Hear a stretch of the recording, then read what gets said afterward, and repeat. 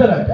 అంటే మేమే పవిత్రులము, మేమే భక్తిపరులము, మేమే యథార్థవంతులు వారు హెచ్చించుకుంటారు. కానీ దేవుడు తన ఇంట్లోకి వచ్చినప్పుడు తనకు తాను తగ్గించుకోకుండా దేవునికి గౌరవించిన పరిస్థితి కనబడట్లేదు. హల్లెలూయా.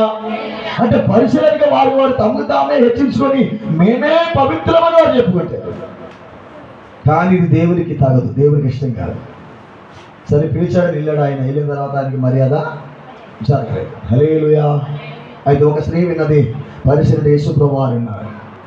ఆ శ్రీమణి ఇంటికి వచ్చింది, పాదాల వెనకలు కూర్చుంది. హల్లెలూయా.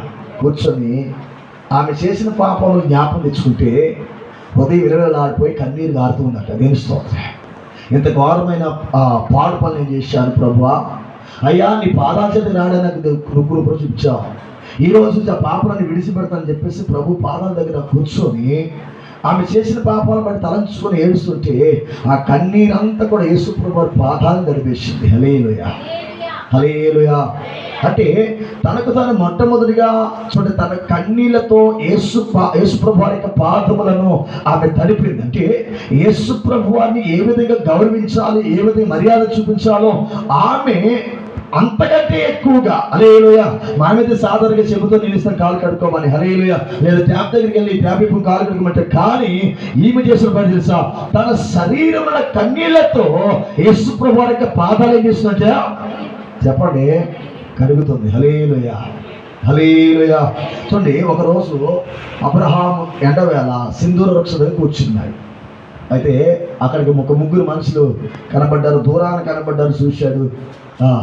అయితే వారు దూరాన ఉండగానే వారి ఎదుటిగా వెళ్ళి నేలకు వంగి నమస్కారం చేశాడు. హల్లెలూయా. ఏం చేశాడు? ఆదికాండం 18:4 చదవండి. ఆదికాండం 18:4.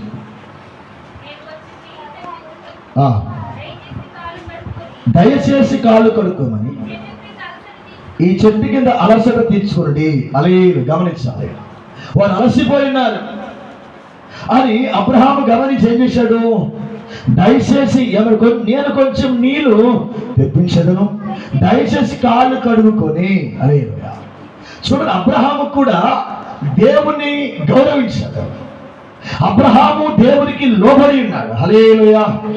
అబ్రహాము మర్యాదలు చాలా ఎక్కువగానే ఉన్నాయి. హల్లెలూయా. మనం కూడా చూడండి, ఎవరైనా ఇంటికి వచ్చినప్పుడు వారికి నీళ్ళు ఇస్తే కాదు.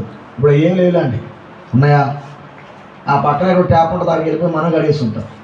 నీళ్ళు ఇచ్చి పరిస్థితి లేదు, బయట నీళ్ళు ఇచ్చి పరిస్థితి లేదు. హల్లెలూయా. అంతా సుఖం వచ్చేసింది. హల్లెలూయా. అంతా మారిపోయింది ఇప్పుడు అంతా కూడా. దేవుని స్తోత్రం. అవసరమైతే నెత్తి నుంచి ట్యాప్ పెట్టేస్తారు, పైన నీళ్ళు వచ్చేస్తాయి. హల్లెలూయా.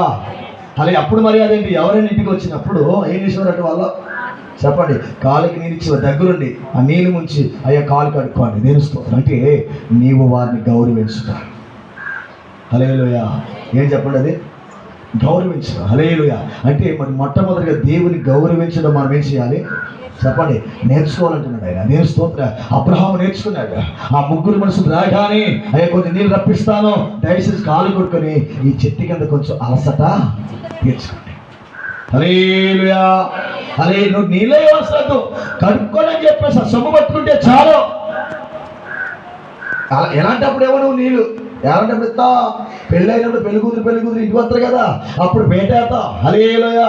కాలు దాని మీద పెట్టమంటే గబగబా కడిగేస్తావు, 100 వస్తుంది అని.